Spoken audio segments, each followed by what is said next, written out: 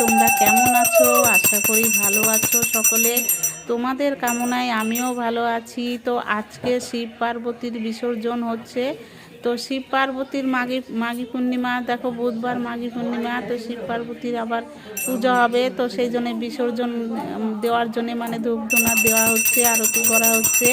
আর এর আগে একটা ভিডিও দিয়েছিলাম, সেটা হলো সরস্বতী ঠাকুর ছিল, বিসর্জন দিয়েছিল, সেটার ভিডিও দিয়েছি। তো এটা আবার আর একটা ভিডিও নিয়ে চলে আসলাম, মানে শিব পার্বতীর বিসর্জন হবে আজকে। তাই তো মনটা খুবই খারাপ লাগছে।